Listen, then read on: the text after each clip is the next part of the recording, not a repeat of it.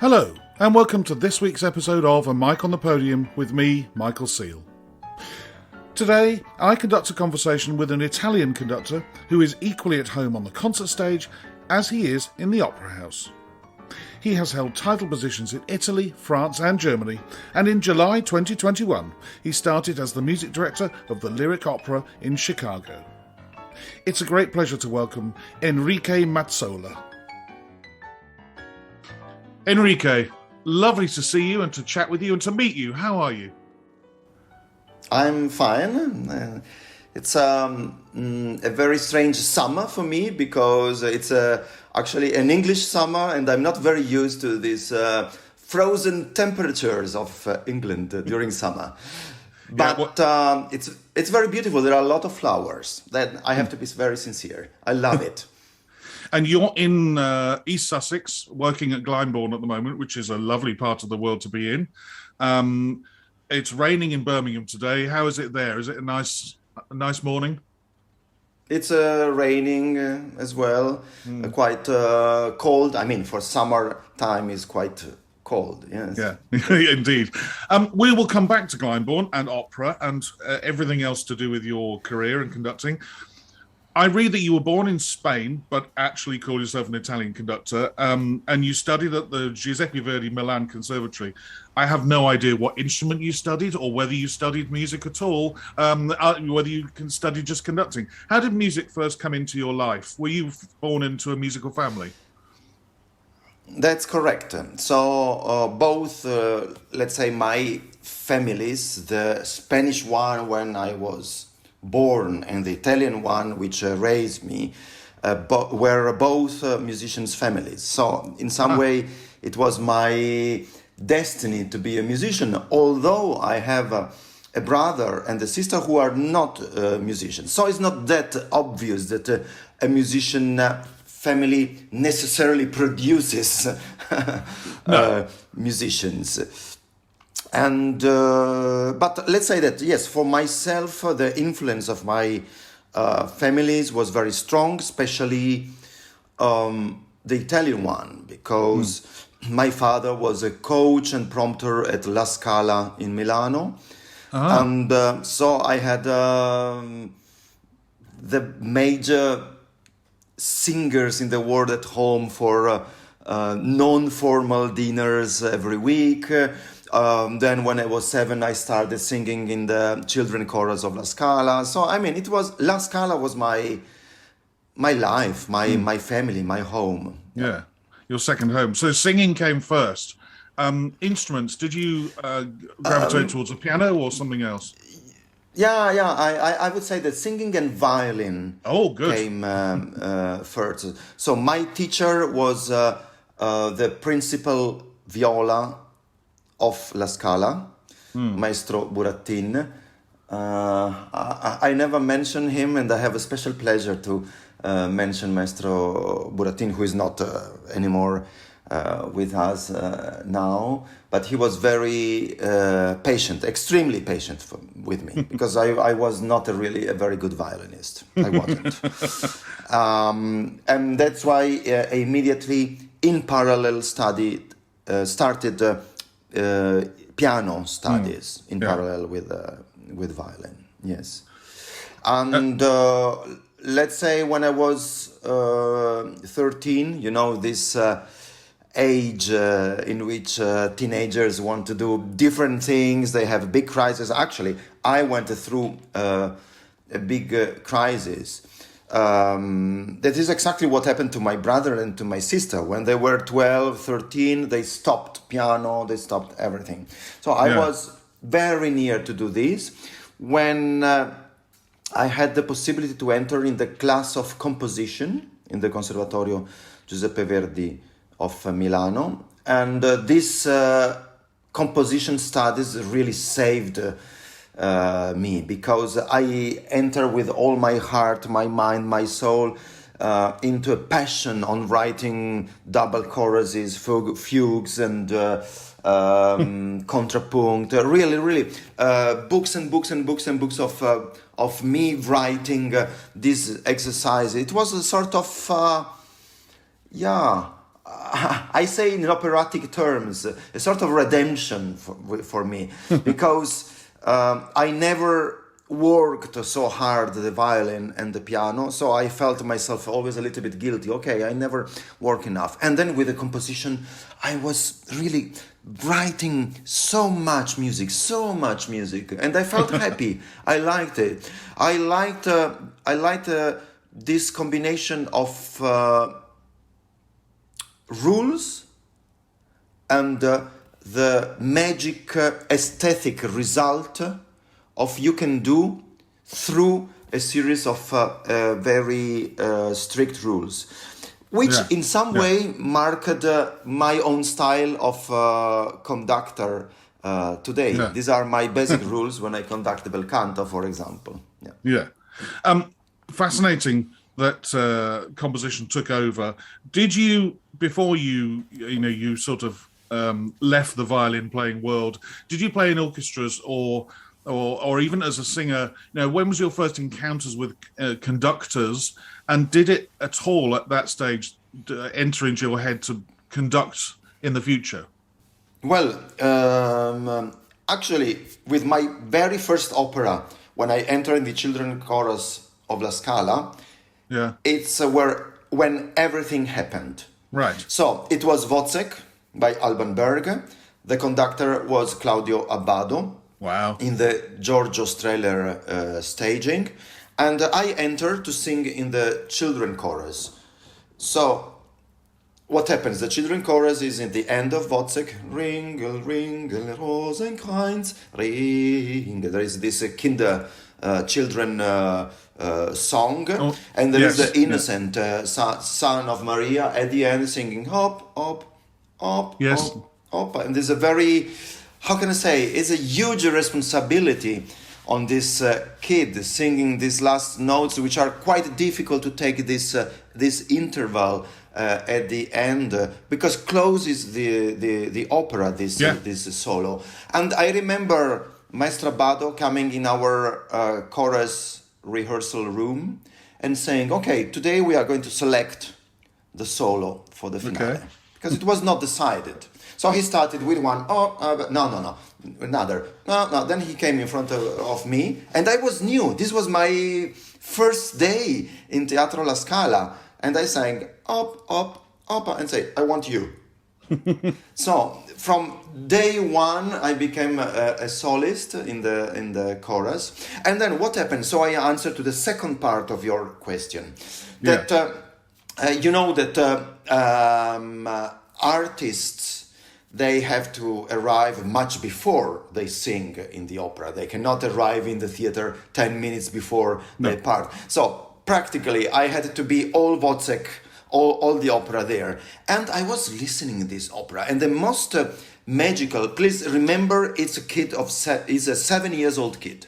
7-year-old kid. Imagine this. So I was taken by a person in the backstage to wait for my entrance. And in the backstage, I was watching this strange person through the black and white monitor, waving his hands.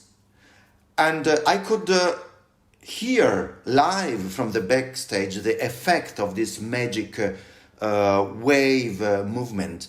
Very beautiful, very magic. Black and white monitors means I could see only a quite pale Abbado face, the small triangle of the white triangle of the shirt, the beginning of the sleeves white, and the white baton.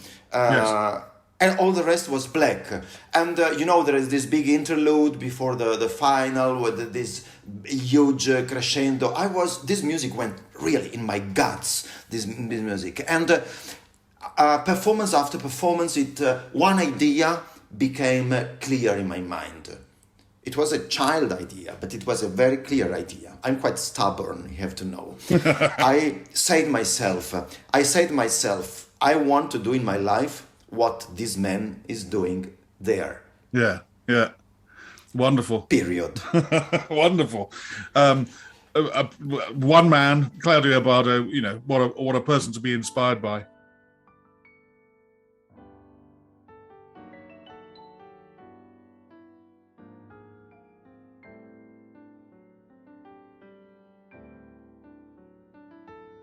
At what point of your life, and I'm assuming it would be at the Milan Conservatory, did you decide to conduct?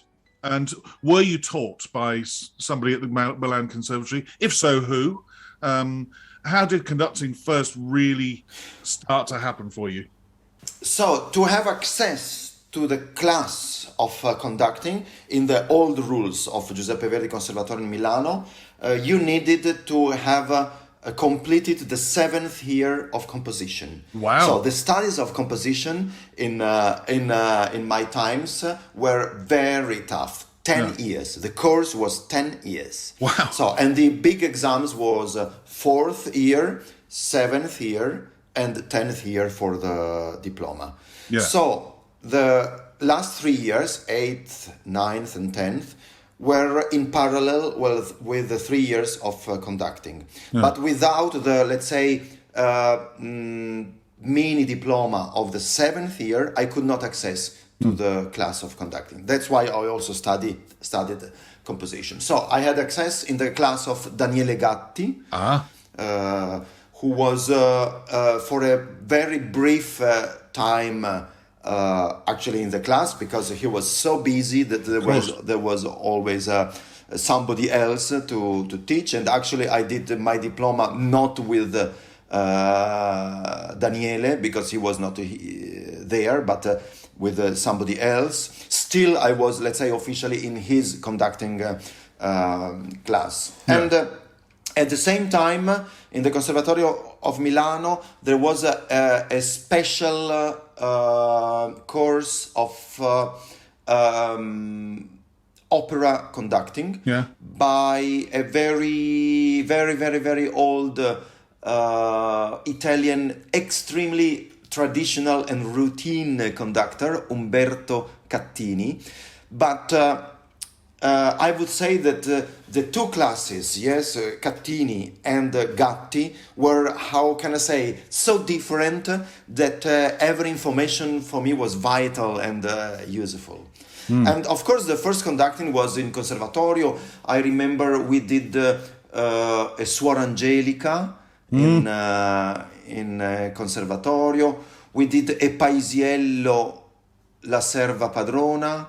But I mean, at my time, the possibility of working with an orchestra during the studies was very, very, very difficult. I mean, it doesn't work like now in these big institutions like Royal College of Music, like Juilliard, where you can have an orchestra every week. So we had an orchestra once in 6 months.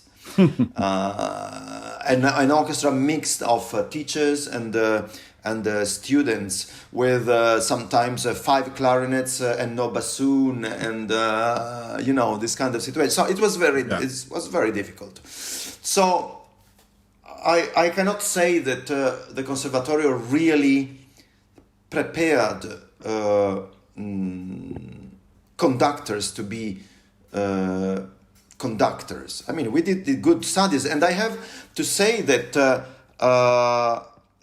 my class actually produced many very good conductors working today. So there is me. In my class there was Gianandrea Noseda. Wow. There was Paolo Arrivabeni.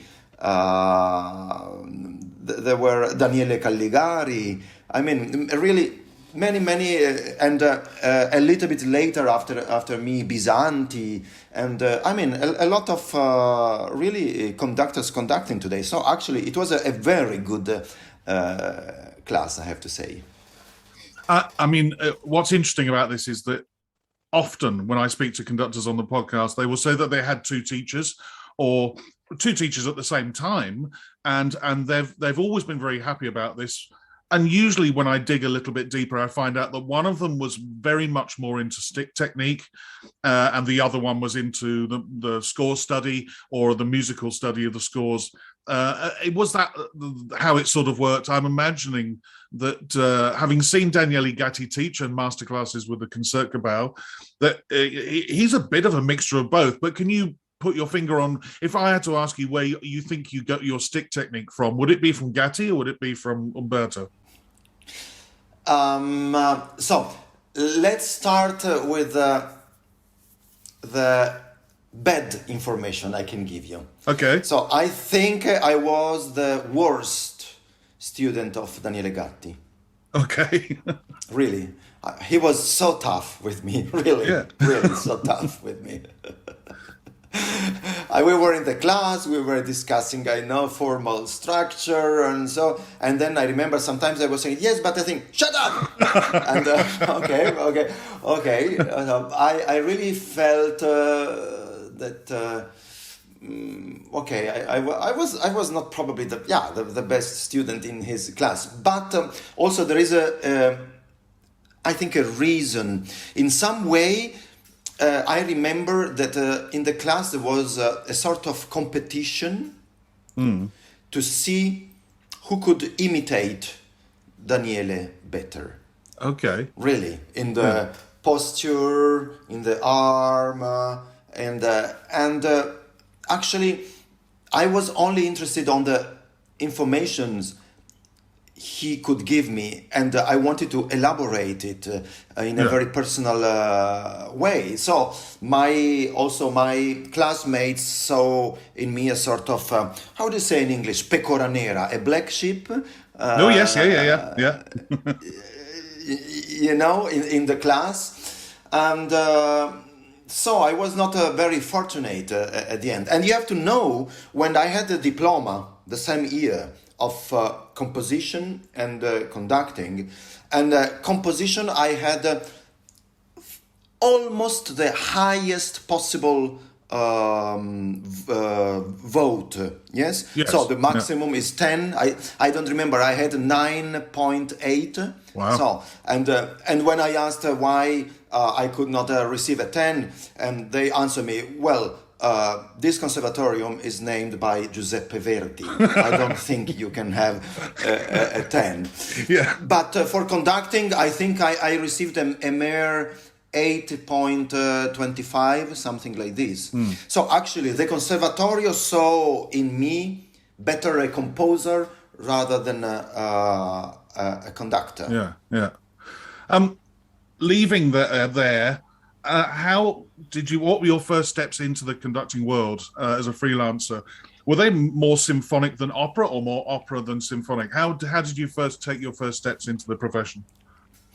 Well, the very, very, very first contract, which made me extremely proud, was with a small chamber orchestra in Milano called Angelicum, and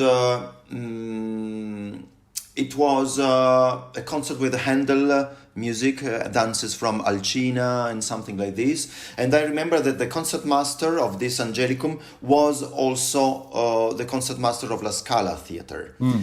And I perfectly remember that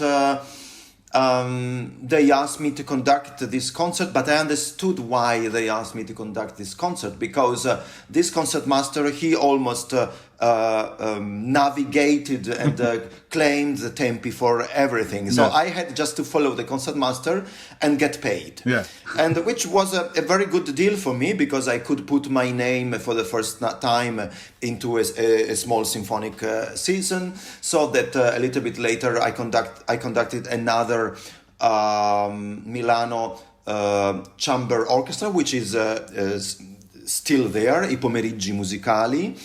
And then I did the big step to conduct the Christmas concert with the Maggio Musicale Fiorentino in Florence, which actually really helped me to enter immediately in a quite a good quality territory, yes, conducting. And then I started the first thing of opera also, in small theaters like Pavia, like Ascoli Piceno. Probably these are cities which don't ring any bell to you, but I often say that probably I'm the last not the last conductor, but for my generation probably the last conductor who did still the career in the old style, step by step,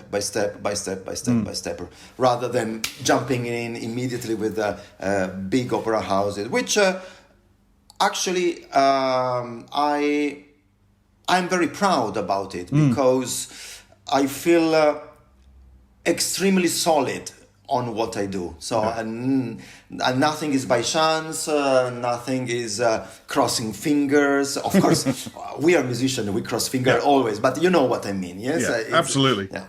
I mean, what's interesting is it's not really come up on the podcast before. You talk about these small town opera houses in Italy. We go on holiday every year to Abruzzo, my family and I, and but I've toured there with a local Birmingham orchestra, and we went on a tour there about 6 or 7 years ago. And two of the venues, there's an opera house in Chieti, there's an opera house in Ortona, and places like that. They're dotted across Italy, and they're wonderful little venues. I mean, even where we stayed in Vasto, there's a tiny little opera house there. You walk out of there or go to conduct these concerts in these tiny places and think, well, somebody must come in here and do opera or concerts all of the time. I wonder who's doing that. But now I know that, That's correct. But by the way, now you remind me, you spoke about central Italy, small opera houses. Another opera houses where I started to conduct when I was 26, it was Spoleto. Not Spoleto, the festival, the famous festival, but they were doing a very small, tiny opera season, September, November, and I conducted in Spoleto after the glamour of the summer festival, and I was 26, and then I remember there was a contemporary opera. Probably this is one of your next questions. If I anticipate, please tell me. But of course, when I was 26, 27, 28, a good half of my repertoire was contemporary opera, because actually I was conducting what the good conductors didn't want to conduct. Yeah. And I was entering, let's say, in the music world through this type of engagement. Well, I am going to come to opera and programming when I talk about Chicago in a little while. But I did want to touch on one place where you were there for 4 years as artistic director and music director at the Cantieri Cantieri Internazionale d'Arte in Montepulciano, which basically means International Art Workshop. It was something set up by the composer Hans Werner Henze in 1976, and it sounds like a sort of summer camp. Am I right there? It sounds like a fascinating place. It's a real festival. Yeah.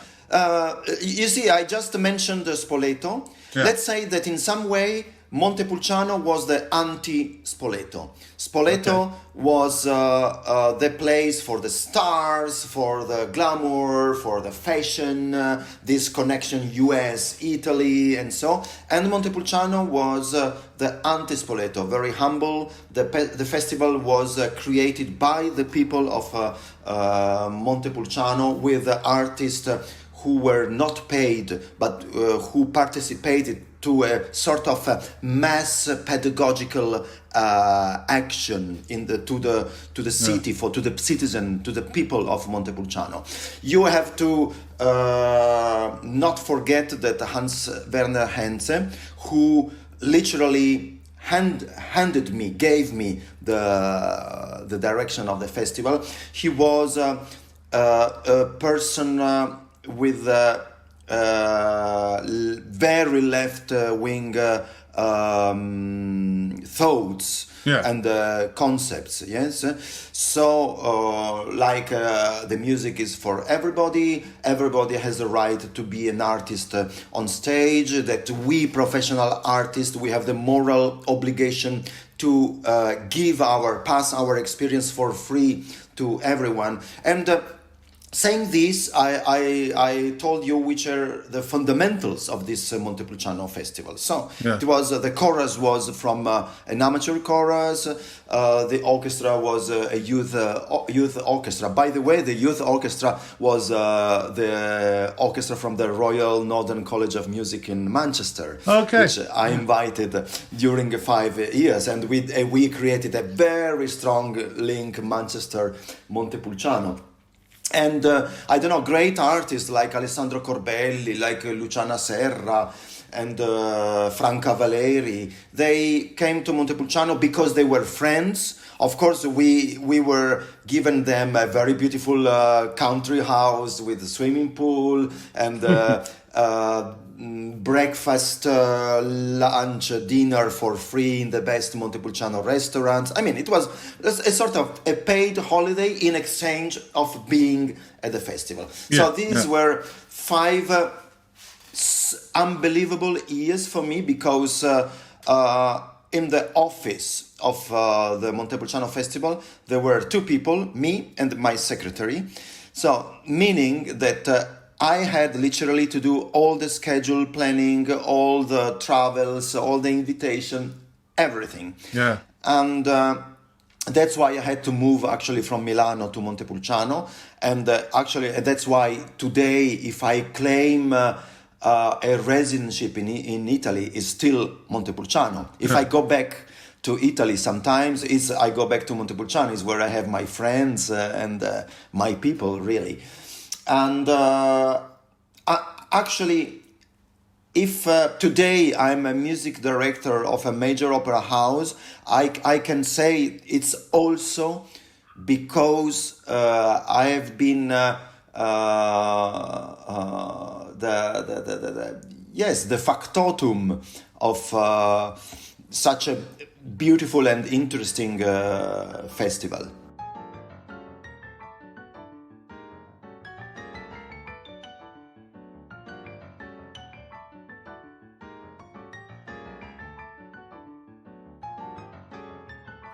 Well, let's go straight there. I'm going to jump ahead. After you're principal guest conductor at Deutsche Oper Berlin, but on July the 1st, just over a month ago, you became the new music director of the Lyric Opera in Chicago.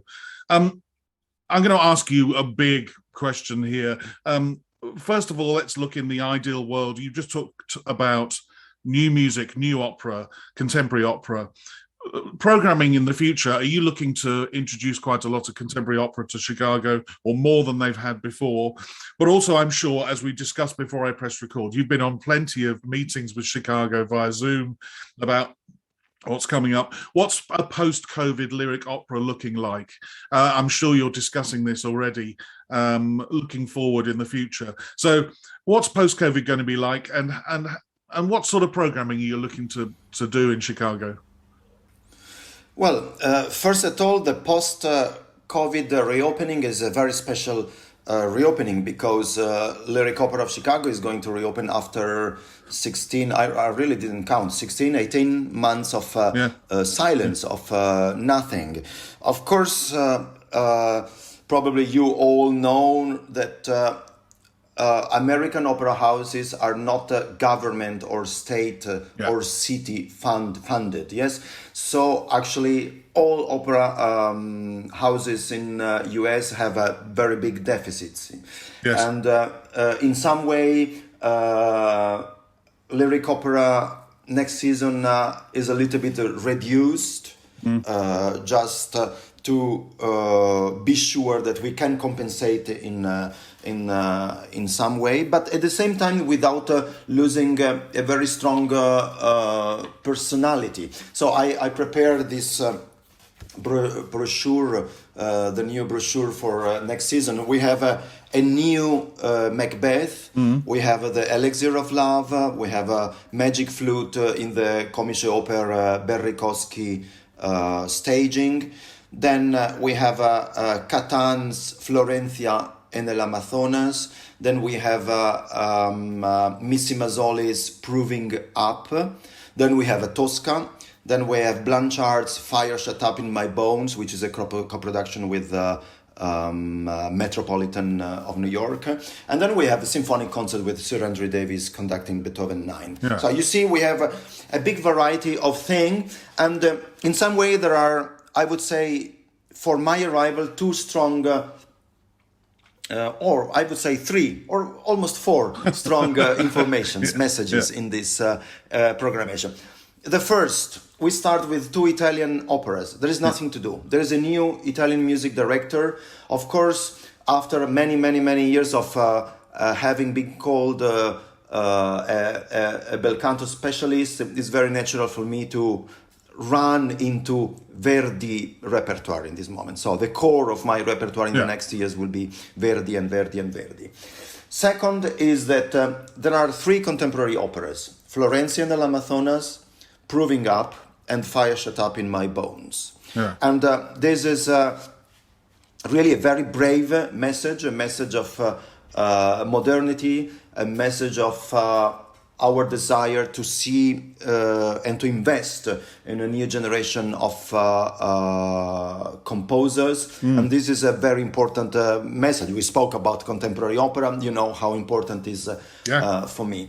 The third message is that for an American opera house, we have also operas in different languages. Yes, so we have Italian, we have the Magic Flute in German, Florencia is in Spanish. This is very important for all different communities, and the Proving Up and Fire Shut Up in My Bones are in English. Yeah.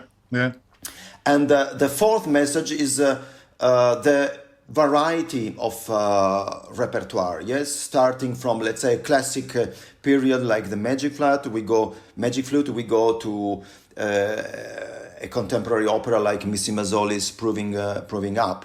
So this is a little bit what this new season represents for us. It's very important. We are waiting everybody with open arms. It's my first season as music director, and it's very, very, very important step in my artistic life. Well, bravo you. And it sounds like it's been quite a long time planning during lockdown and the pandemic. And it sounds like a wonderful season. It's a shame I don't live in Chicago, otherwise I'd be there. What that does mean, though, is that and this is a topic that's come up quite often on the podcast with conductors who work in opera.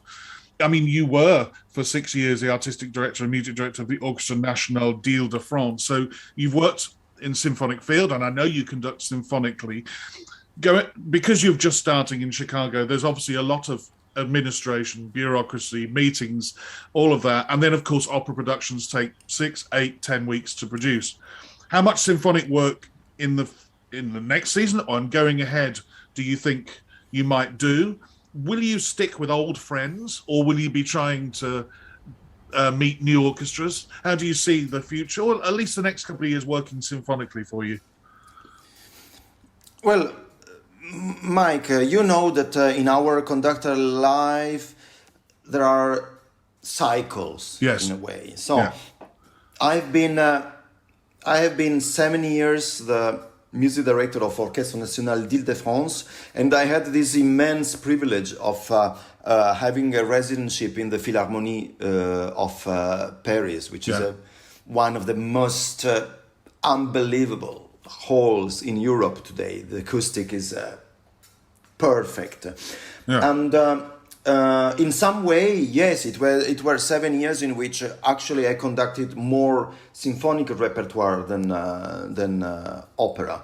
So now I'm starting a new cycle in my life in which necessarily being a lyric opera, I will conduct more opera than symphonic. Yeah. But, you know, I repeat, it's cycles. Yeah. And being in the US is also the good moment to start to have new friends in US, for example, with new orchestras. Last December, I did my debut with Detroit Symphony, for example. I will be this October with Utah Symphony, and of course the next natural step is to know American orchestras. Well, it also leads on to another thing to do with America. You mentioned it, no central government funding, and as a music director of a symphony orchestra, but also as an opera house, I'm assuming you need to get into that mindset and into that role of speaking to donors, speaking to philanthropists, speaking to people who donate money to you, going and pressing the flesh, as they call it, having dinners, receptions, parties. I'm assuming you've probably got a long social diary, social/business diary over the next 6-12 months, meeting people who've been donating to the lyric opera for 20, 30 years that you have to meet as the music director. Are you looking forward to that? Yeah. Well, you say the next 6 months. I think the next 5 years actually I have to be engaged in this type of meetings.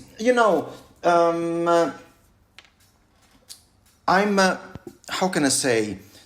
Sorry if I say this in UK. I'm profoundly European. I feel I'm a very European product, if you want. Yes, meaning that I grew up in Europe, and I know how music in Europe works. Yeah. And of course, when I first arrived in US, I discovered completely a new world for music. It works really in a different way. But at the same time, when you think that the music life depends by this beautiful, strong, unique group of generous people who really want to be involved in the artistic life of the institution they support. Well, it becomes so interesting because you start to exchange information, time, but also, a coffee in a break of a rehearsal. And actually, in this moment, I tell you one thing. In this moment, I have already many, many, many more friends in Chicago than I had in 7 years in Paris. Yeah. Because in 7 years in Paris, I had the orchestra, but then our boss was the president of the region Île-de-France, Madame Pécresse, whom I met, of course, sometimes, but of course I had not a direct relation. And here, with the donors of lyric opera, I have dinners, I have telephone calls, we meet outside the lyric opera for a brief chat. I go to their offices and maybe we have a burger in the office together. I mean, in a way, they become your friends, they become your family, and this is very beautiful, I have to say. I'm trying to see what is beyond business. You understand? Yes. I believe that when you really think about it, they are the fundaments on which our U.S. institutions are based, and these fundaments require attention, love, dedication.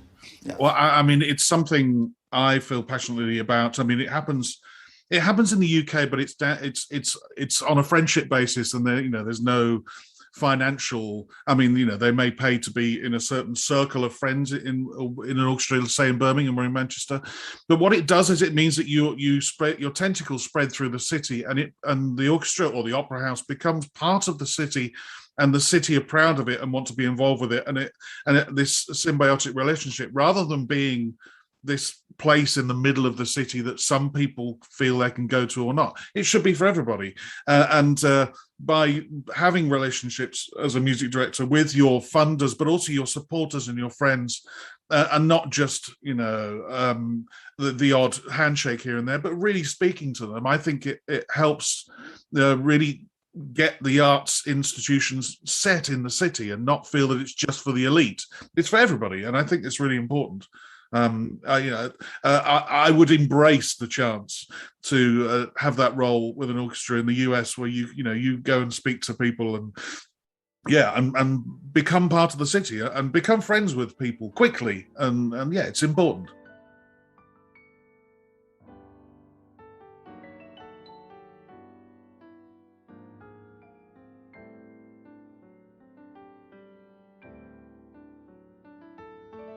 There's a question that I've asked every conductor, and you will be no different, and it's about score preparation. When you come to learn a score, do you sit at the piano or do you use your inner ear at your desk? And the other thing that conducting students and I find fascinating is, are you a writer in your score? Do you use red, blue, black? Do you use marker pens, highlighters, or do you write nothing in your scores at all and just keep them blank? How do you do it?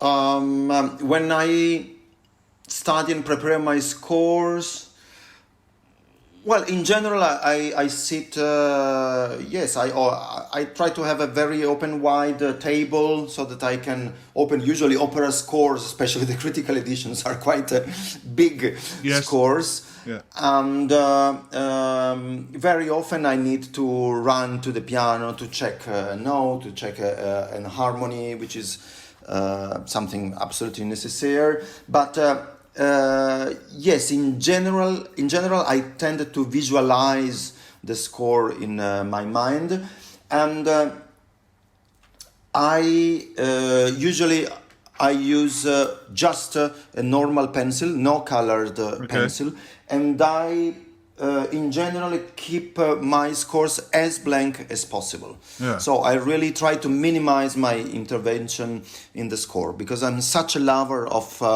the, how can I say, genuine, spontaneous gesture of the composer I have to conduct, that I really don't want to add too much, if not maybe a sign of attention for a special instrument who requires a specific cue in a moment, just for this. But I tend to be very transparent and clean in my scores. It's interesting that, you know, we're episode numbers well into the 80s now. And I would say it's probably just about 50-50 between those like myself, who I find my best way of learning it is to write many things in the score. Try not to obscure too much, but it's neat and tidy. And then people like yourself who write very little and do it in a different way. What it proves is that we all have our own system, and there is no one way of doing it. But yeah, people find it fascinating that, you know, we spend, you know, I remember when I stopped playing the violin professionally, and I think my family thought I would have a lot more free time. I didn't, because I spent most of it in this room learning scores. You know, that's the point. You spend so much more time learning scores. I just went to bed earlier than I used to. That's the only difference. But yeah, I find it a fascinating topic. Are you fascinated by conductors and conducting? And would you like to know even more? Well, you can find out all sorts of secrets, tips, opinions, and much more on my Patreon page.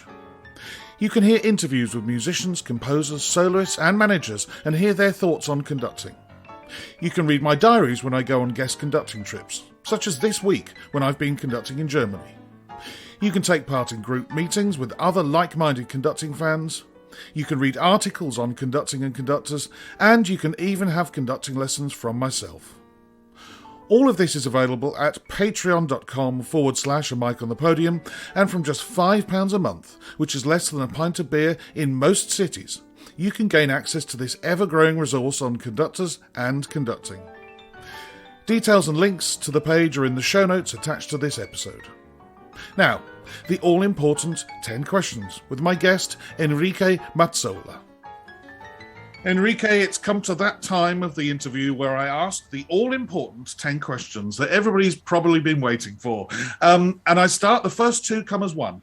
What sound or noise do you love? And what sound or noise do you hate? Love bells. Oh. Yes. Distant countryside bells. Yeah. Oh, this is my favorite sound. And what I don't like is the constant, not disturbing, but is always there, noise when we have longer flights, journeys. Yes. So there is engine sound always there. This I really hate, because I don't know, it's like... it puts me inside a different tonality in my life, and I hate something to alter the tonality of my brain, you know, in some way. This disturbs me a lot. And what's interesting about that is the wonders of modern headphones with noise cancelling and all of that. But that gets rid of the engine noise, but it doesn't actually change your state of mind, because the sound of inside noise-cancelling headphones is a different tonality, and it becomes almost oppressive. But it helps. Of course it helps. It helps a lot. I assure you, I'm a specialist about noise cancelling headphones. Oh, well, maybe that'll be one of the answers to one of the later questions. We'll see. If you had 24 hours free, what would you spend it doing? Just hiking shoes and walk and explore. Yeah. I love walking. I love very much. It's something which put me in a very positive, calm state of mind. And in a way, we conductors, we are never focused in only one project. Yes, we conduct one opera. At the same time, we study two operas and maybe another symphony. And walking helps me to put everything inside the correct box, if you want. Yeah.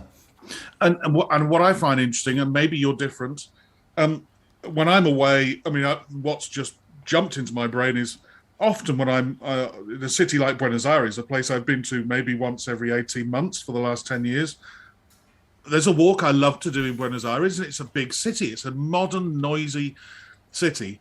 But just walking is something that can clear my mind, and I can look at the architecture, and I can immerse myself in the place. I don't have to be in the woods or the country or on mountains or anything like that. Just the walk is good enough for me. Are you the same? Yeah. I'm the same. I like to get lost in big cities, especially without Google Maps. Yeah. And this is very important. So that I really can explore what is completely unexpected. Yeah. There's a lovely word I heard on a TV program back here in the UK for people who meander, which just, means aimlessly walking. And they like to be known as Neanderthals, which I think is a wonderful word. People who just wander around the city and discover things, and there's not going in any specific direction. Number 4, who would be a favourite conductor of yesteryear? Well, in some way, I already answered. So my two big love when I was a kid, but also, if you want, the conductors who really created my, my joy of becoming a conductor were Claudio Abbado and Carlos Kleiber. So with both, I really sang many times in La Scala. I remember that with Carlos Kleiber, I did this magnificent first tour of La Scala in Japan. It was 1981.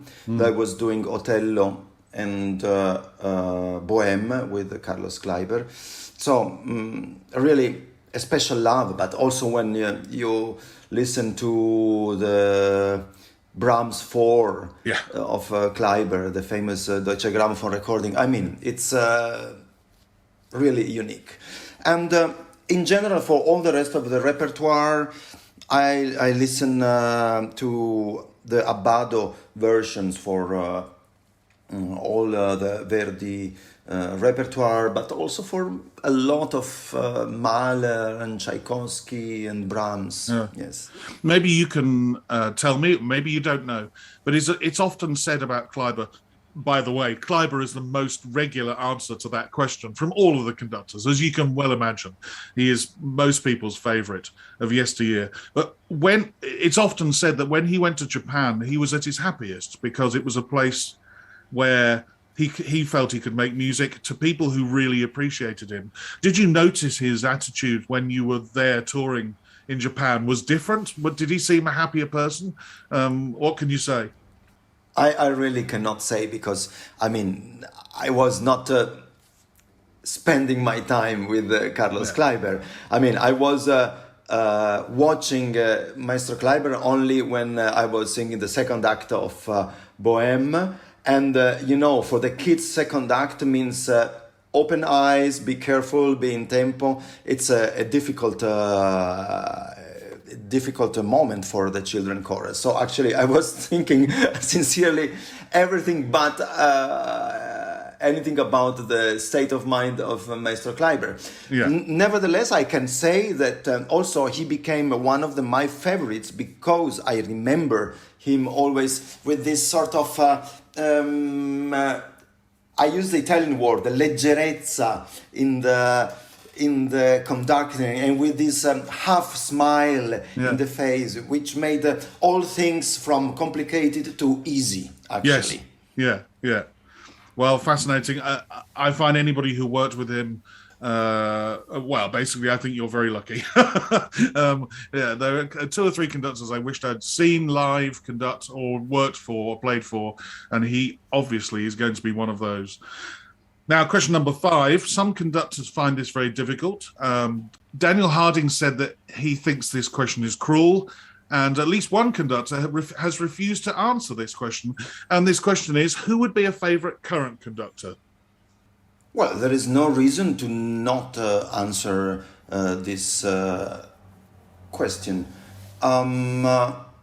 Actually, it's very difficult because there are many, many, many good conductors in the world. Of course, I think I want to mention my teacher, Daniele Gatti, because actually, despite being for the brief period I was his student, a very bad student, actually, I learned a lot from Daniele.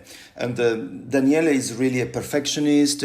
He has a very beautiful gesture all'italiana, very generous, very, how can I say, elegant also gesture, which is a little bit also a signature of the Italian school. Yes, Abbado, and then Daniele, and then Muti.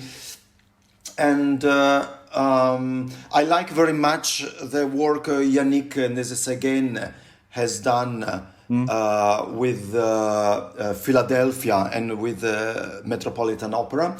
He's really able to inspire the artistic groups he's working with in the best way, and he's really making a great work. Another conductor I like very much for how serious and focused he is Fabio Luisi.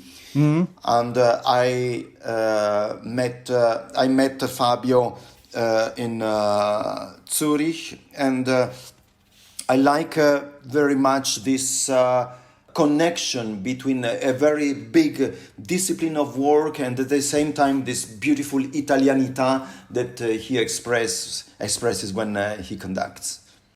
What is the hardest work you have ever conducted? Well, I think it was the Desert Music by Steve Reich. It's an extremely complicated piece. I really don't remember how long. Probably it's 30-40 minutes long, but even more maybe. And the fact is that in the complication of all the change of tempo, there is never a stop. Never a stop. So you never have a possibility to calm your brain or to settle your brain, saying, okay, now I'm sure that I'm not in a 7/16 bar. So, and I remember that when I finished this piece, I was really, really exhausted. It's worth saying, and I'm sure you would agree with me, virtually every piece we conduct, if I use the analogy of riding a horse, virtually every piece we conduct, there are moments when we can just sit and enjoy the ride. We're not having to control the horse. We're just looking at the view because we're not actually needed that much for some moments in music making. The pieces that are difficult are like an Olympic show jumping, where you're in control of the horse every step. Jump here, turn left, turn right, jump again, 2 jumps over the water. They're the most difficult pieces to conduct, aren't they? Whereas most of the time we can just sit on the horse, the orchestra, and just enjoy it a lot of the time. I think it's a very good analogy. Well, therefore, desert music sounds like Olympic show jumping. So maybe I won't be going there. When traveling abroad to conduct, what item could you not leave home without? Well, actually, you know that I always conduct with red eyeglasses, yes? So in my... I didn't know they were always red. Yes, always red. So in my suitcase, I have a second pair of red eyeglasses. Ah, well, there we are. Well, I think obviously very, very, very important. Why always red? Was that a decision from years ago and now you can't change, or is that just your favorite color? It happened. It happened. It was many, many years ago, maybe 17, 18 years ago, when I had to change a pair of eyeglasses which I have broken just before a concert, and the only available frames I found were red. Yeah. And then I started to use these red eyeglasses. And then I remember when I received a review here in Glyndebourne, I think, in 2011 probably, and or in 13. And Financial Times was writing, and Enrique Mazzola with his trademark red eyeglasses. And there I thought, okay, it's time to never change anymore my red eyeglasses. Oh well, once it becomes a trademark, that's it. Yeah, there's no way you can change.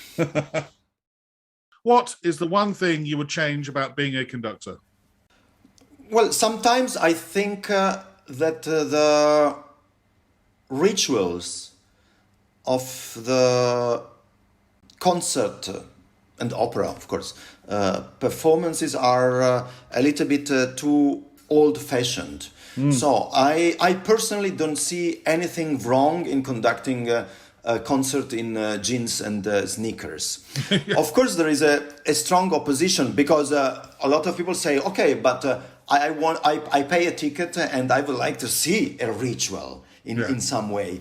So actually, what I try to imagine for the future is that probably there are half ways also to change these rituals. But also it's not about only the jeans and sneakers, but also for the fact, for example, that for example, very often when I conduct a contemporary piece in symphonic concerts, I just turn to the audience and I explain them why I commissioned this piece to this composer, what the composer wanted to say with this piece, which were the difficulties for the orchestras, and why they cannot recognize a normal theme like in a Vivaldi piece. Yes, I mean, I really... And you see, in some way, is something which still today sounds quite extravagant, yes, of the conductor turning to the audience, but it breaks in some way this ritual of silence and mystery which accompanies every concert. So this is something I really would like to change in the future. Well, I have to say, I recently conducted some concerts in Birmingham with the CBSO, and due to COVID regulations and the orchestra changing seating, there was a gap that they wanted me to fill. And so I spoke to the audience about the symphony I was about to conduct. I felt it really helped the performance. I felt it really helped the audience understand it. And I think it'll be something I'll be doing more of. I understand also where you are about, concerts in street clothes versus concerts in concert clothing. Because, as you said, some people pay the money to go, and it's show business in the end. They go to see the men dressed in tails, the ladies dressed in their long black. Whereas I think other people couldn't care less. They've gone to listen to the music and probably sit there with their eyes shut anyway. So if we can find a way of keeping both sides happy, wouldn't that be wonderful? So, brilliant answer. What profession other than your own would you like to attempt? There are two professions I always imagined I would have loved to do, apart conductor. So the first is pilot. A pilot in a big airline company, yes, and Air France, Delta, or whatever. So this thing, which is actually very, very, very, very close to conducting. Yes, you have a huge responsibility for a lot of people, and you are called to take important decisions to major issues in a microsecond. Yes. Exactly like a conductor. The big difference is that, of course, our decisions are not going to save the lives of 2,000 people of the audience. The pilot decision is going to save the life of actually 200-300 people in the in the airplane. But at the same time, I think that we conductors have this responsibility to, if not to save the lives, to cuddle the souls of the people are coming to listen our concerts. So it's a really responsibility. The second profession is it's not very clear, the idea, but something like a rock star. I mean, really work. Yeah. I know that is not a good answer, but I mean, this fact of be able to go to the heart of the people through a different type of music really always triggered a very subtle interest in my mind, because I'm sure that we all in our classic music world, we are missing something. We are for sure missing something. This obligation of keeping so high walls between classic music and jazz and pop and rock actually divide different music communities rather than reunite the communities. So there is a part of me which has a heart beating in the pop and the rock music, and in this necessity to have big audiences also for our classic music. I always say, and I always try to convince everyone that classic music actually is pop music, is popular music, is music which can go in the heart of everyone. So there is something to work and to do, we all. Well, you're the first person in over 80 interviews to say they'd like to have been a rock or pop star. You may not be surprised to know this, but you're not the first person to say you wanted to be an airline pilot. All the way back to episode 1, I think Andrew Litton said he wanted to be an airline pilot, and there've been many since. But rock and pop star, you win. First person ever. And the final question. If the world were to end tonight, what would be your choice of final meal and drink?